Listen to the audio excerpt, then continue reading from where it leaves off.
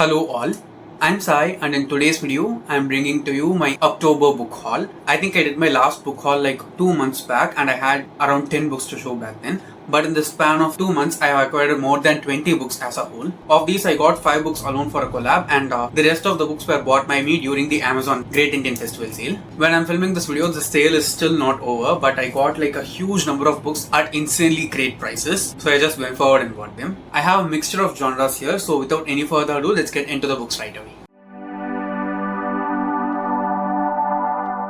The first 5 books that I'm going to show to you guys are those which I received for a collab that I did with Bookshop more than a month back. Of those, the first book is The Little Bookshop of Lonely Hearts by Annie Darling. I also finished reading this in October itself. In this book, we follow our main character Posey, who's in her late 20s and she's been working in a bookshop for a few years now. The reason behind this is because both her parents died in a car crash and she has been taking care of herself and her younger brother for almost 7 to 8 years now. So when the owner of the bookshop dies, because of the passion that Posey has, the owner has written off the bookshop to Posey in her will. And if the bookshop's business does not take up within the next 2 years, Posey is supposed to sell the bookshop and do something for her own self with the money that she gets from this. But she does not want to close the bookshop, so she tries a lot of stuff in order to keep the bookshop running. There's also this romance which goes on along with the main plot. I can say that the romance is not like a huge part of the book, but the bookstore as well as all the bookish things going on inside. It was a fun and cute book to read and I ended up rating this one 4 out of 5 stars. I know this is not a wrap-up video, but since I have finished reading the book, I'm just telling you the rating. So if you're interested in reading it, you can go forward and pick it up.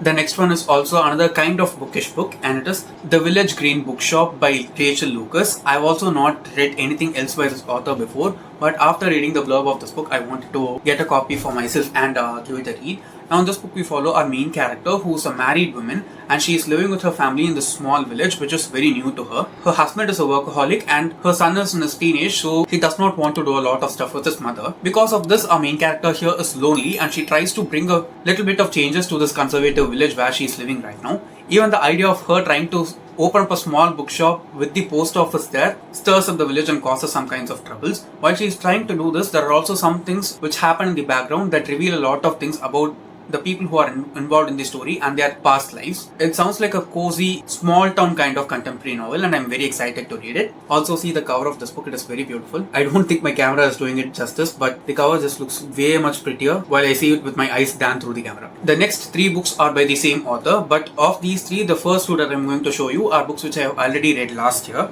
One of these is a fiction book and the other one is a non-fiction book, and both of them are by Preeti Shenoy. The first book is The Secret Wishlist and the next one is Why We Love the Way We Do. This is the non-fiction and The Secret Wishlist is the fiction book. In The Secret Wishlist, we follow our main character Deeksha, who's a woman in her early 30s right now, but she was married off very early in her life because of a very normal impulsive thing that she does as a teenager. How her life changes now in her early 30s is the story of this book and it is very heartwarming and super realistic.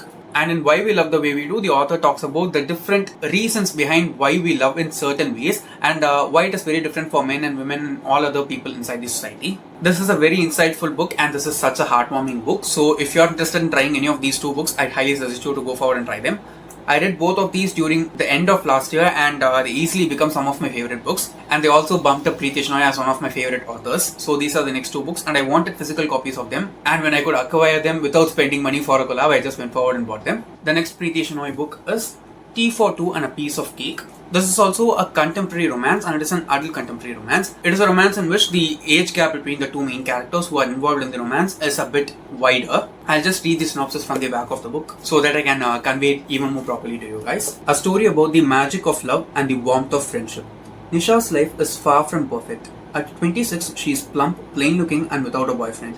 A chance date and a bizarre twist of events lead her to the altar with suave Sami Sharma, only to be abandoned 8 years later. As she struggles to stand on her own feet, Akash, a younger guy, enters her life. Can Nisha find love a second time? Tea for Two and a Piece of Cake is an unusual, heartwarming and gripping love story between 2 people who have so much to lose by getting into a relationship with each other, yet so much to gain. I can close my eyes and say that Preeti Shenoy would have handled this story really well, because these are the kind of relationships that she explores and she does so much justice to them while she is writing their stories. It is also an old book. I think this has been gifted by someone to someone else, so there's also a short note in here. So if the person who has written this note inside the book is watching this video, please comment down below and tell me, because it will be so cool. if that happens. So this is the last book that I got for the collab. Now I'm going to talk about all the books that I bought during the Amazon sale. Of these also, the first 2 books are Preeti Shenoy books. After that, I don't have any Preeti Shenoy books, okay? I promise.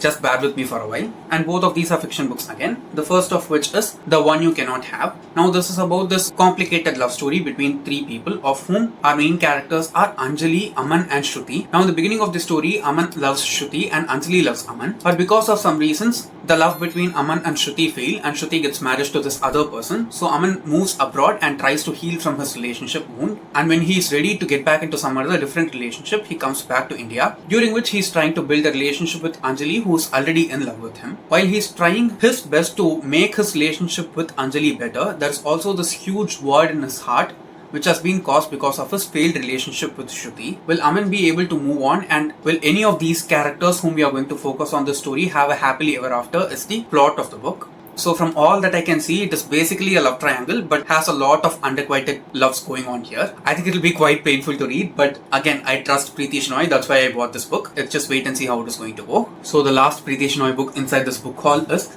A Place Called Home. I'm not going to explain the plot of this book without reading it to you guys because I don't think I can, so I'm just going to read the synopsis as I did for the other book. In the windowless, cramped servant's room at Mrs. Shetty's luxurious house, where her mother is a maid, Alka dreams of an escape. When Mrs. Shetty decides to send her to the same school as her daughter, she works hard, molding herself into a new avatar. She marries Subbu, a coffee grower with a 400-acre estate. Between taking care of her heritage home, her 2 young daughters, and her fabulous relationship with her mother-in-law, Alka's life feels complete. But when secrets about her past that she has fiercely guarded are exposed, they threaten to destroy her life. To protect all that she has, Alka must fight her demons and travel back to the world she worked so hard to leave behind. I don't know how this is going to be because it feels so happy, at the same time a bit too ominous, because it seems like the main character here has done some bad things in her past, and when she is living a good life that she wanted to live, it seems like all the bad things that she did in the past are coming behind and biting her in the back. It may be a story about cause and effect also, let's wait and see. But I just like the way in which she puts all these characters in such emotionally draining places and still shows us a realistic story. So I think she would have handled this one also good. Let's wait and see how it is going to be. The next one is a novella, and I think it will be nice to read during this rainy season for us here in India. And it is The Haunted Bookshop by Christopher Morley.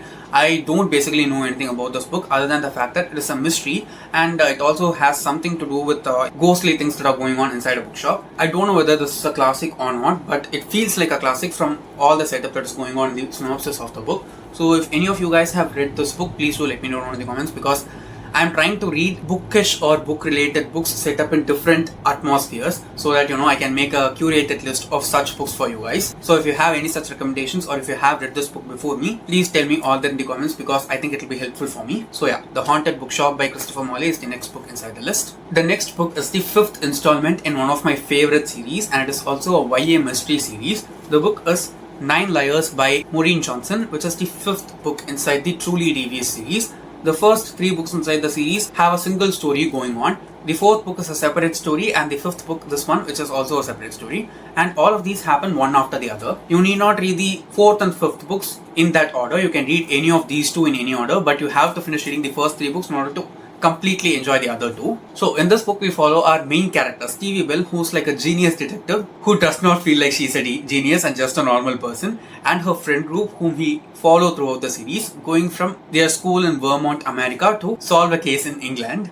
What all happens in England and the weather of England with its downpours all the time make the story so much interesting. Now the case that Stevie is going to solve there is of the murder of 2 people of a group of 9 friends. These 9 friends during their final day of college were playing hide and seek together in this huge manor, and mysteriously out of nowhere during this rainy night where the power is also totally off, 2 of the 9 friends have died and the other 7 people had to live through the death of these 2 friends. The case is still cold and has not been solved, and the niece of one of these 7 friends who have survived for the past 20 to 30 years contacts Stevie because Stevie's boyfriend David is a friend of that girl, and because of this Stevie and her gang go to England and try to solve the case. It is not as good as the first 4 books if you ask me, because it felt a little bit stretched out in the middle. Other than that, it just had the exact same kind of flavor that the series has. So if you want to read a really good mystery, I'd suggest you to read the Truly Devious series, then the 4th book, which is The Box in the Woods, and then get to this one, because you will not be disappointed. The next one is a super popular classic, and it is The Bell Jar by Sylvia Plath. Now, this is not entirely a fictitious story.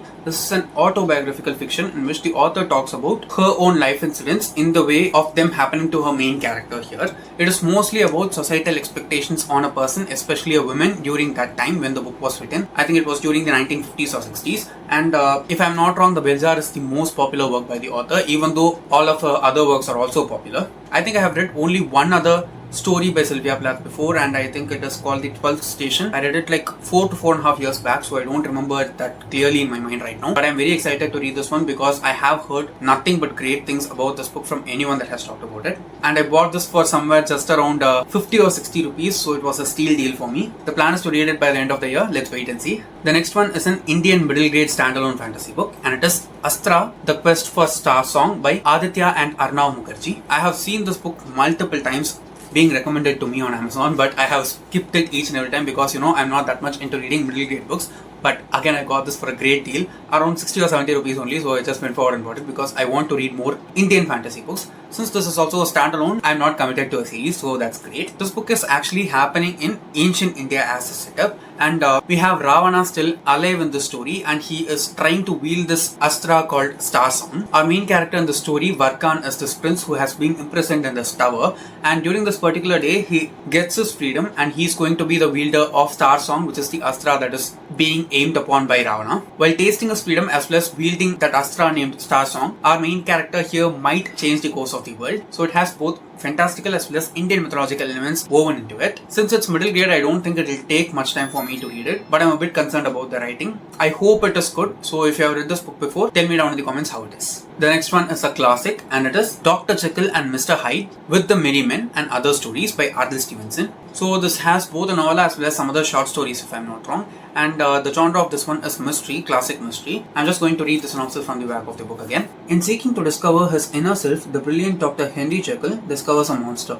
First published to immediate acclaim in 1886, this mesmerizing thriller is a terrifying study of the duality of man's nature, and it is the book which established Stevenson's reputation as a writer. Also included in this volume is Stevenson's 1887 collection of short stories, The Merry Men and Other Stories and Fables.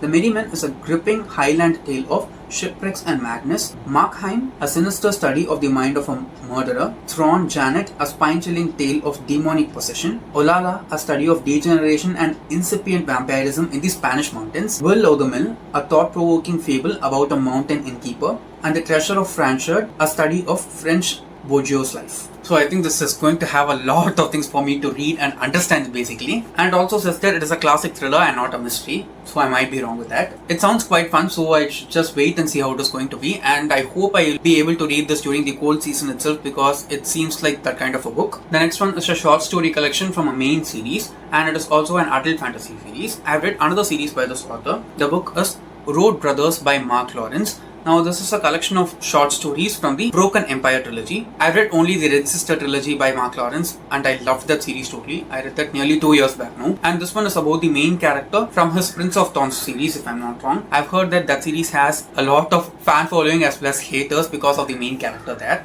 And this one is about this character named Jorg or Yog and his life story from when he was 6 years old to when he's like, a full-fledged adult and all the things that he does. The book cover seems super good and it gives all those dark vibes that this kind of story promises. I know that the prose of this book will be really good because I have read another series by the author and loved each and every bit of it. It is also a very short book, so I'm very excited to see how this world is going to be from another series by the same author. The next book is a non-fiction book and it is Badass Affirmations, The Wit and Wisdom of Wild Women by Becca Anderson. I'm sorry that I have to look at the cover so much because it's a huge title.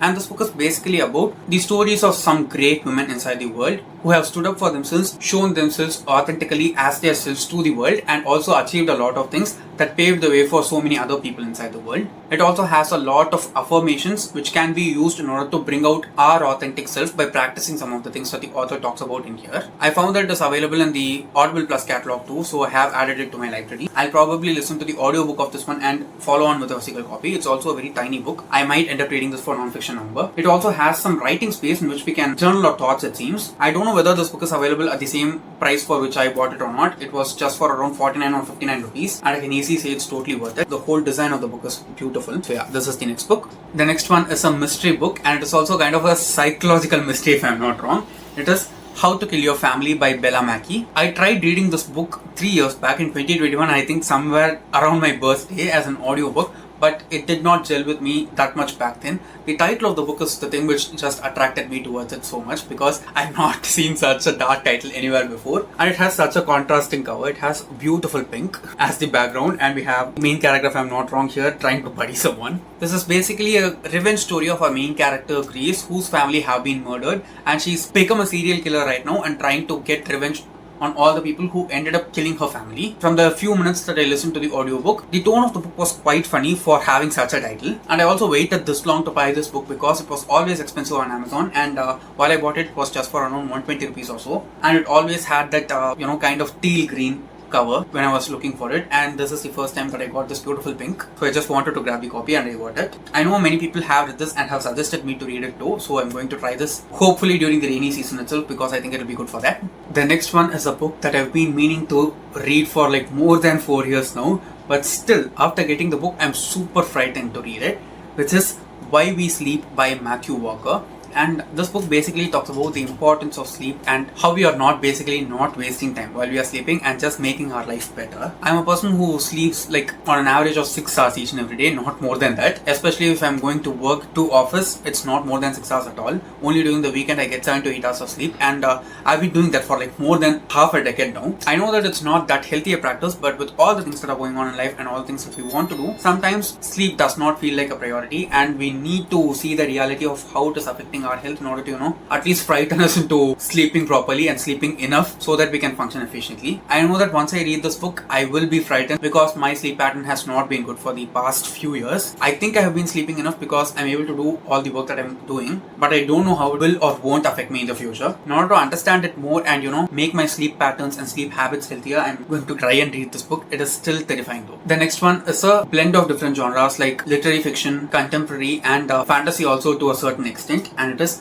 The Lost Bookshop by Evie Woods. In this book, we follow our 3 main characters who feel like, not that much important people in their own lives. And something happens in their lives because of a bookshop that gets lost. And after getting to know some stories, they are transported to different worlds and that ends up changing their lives. I know that my description of the plot sounds so wrong and bad. It is very short here, so I'll just read it to you guys. I apologize in advance, okay, for not being able to explain the books better without reading them. So here goes the summary. On a quiet street in Dublin, a lost bookshop is waiting to be found.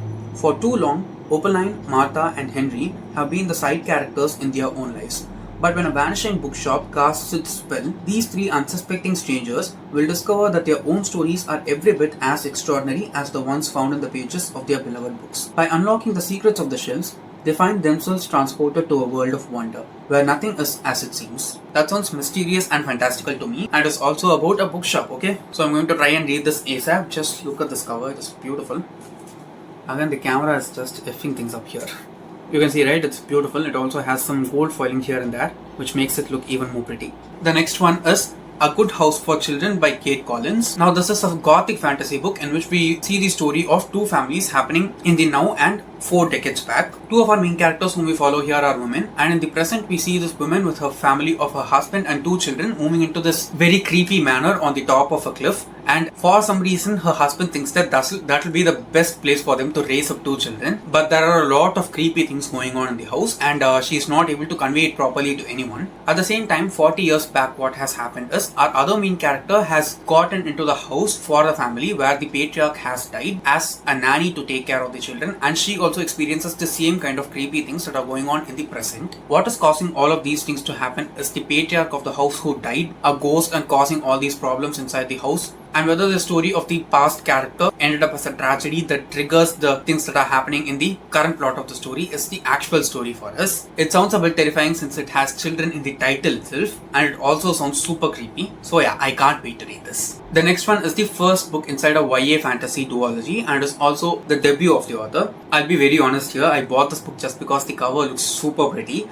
and it is to gaze upon wicked gods by Morley X Chang. I'll just read the synopsis from the back cover. From a major new voice in romance fantasy comes an epic and unforgettable debut novel.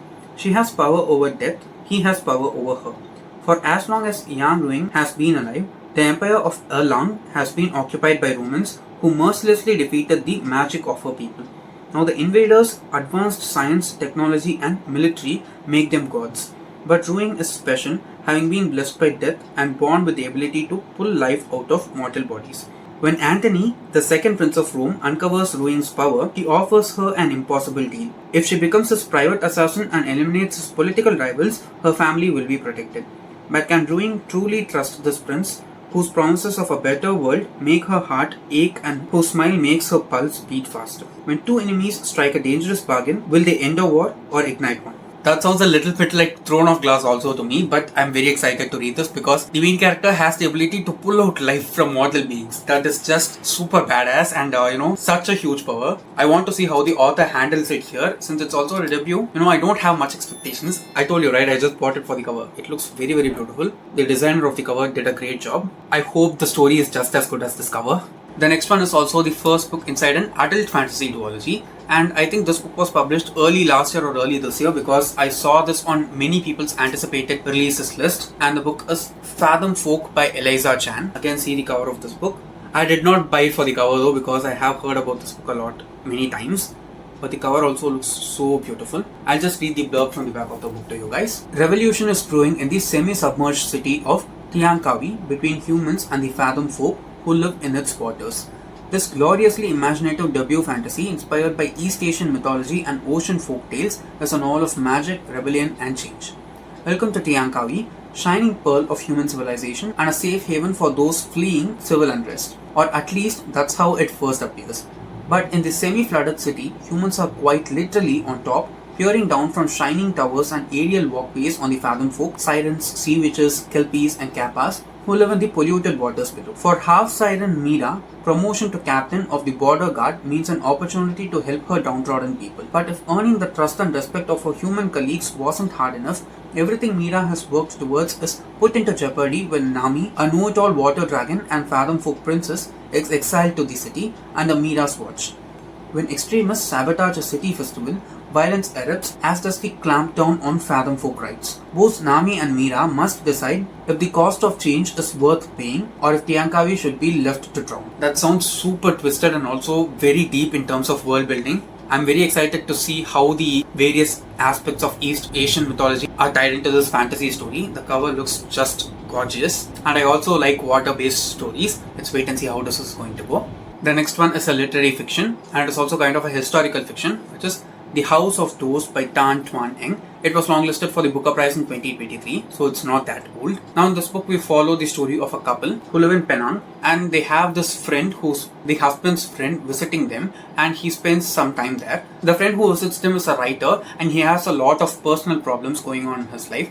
During this time, the wife as well as the husband's friend develop a good friendship or bond between each other. And when that friend is about to leave from their house, the wife starts sharing a lot about her own personal life and private stories to him so that he gets to know a lot more about her true life and her true self and what all has happened in her past. She's also involved in this murder case which no one else knows about in the place where they are living right now. The synopsis of the book also says that it is based on some true events that have happened in the world almost like a century back. Again, the cover of this book is beautiful. Just look at the gradient of the red and pink that they've used on the cover. It is very simple but looks very, very pretty. I bought this one also for around 70 or 80 rupees. It may be a little bit difficult to read since it's long listed for the Booker Prize and all, but I believe it will be good. So yes guys, those are all the books which I wanted to show you during this book haul. I know that this video was long and I hope it was worth the length. And if you have read any of the books that I've talked about in this video, please do let me know down in the comments and tell me what I should read first or what you want me to read first. And if you did enjoy watching today's video, don't forget to give it a thumbs up and share it with your friends. If you want to get more content from me, do subscribe to the channel. Thanks for watching and have a great rest of your day.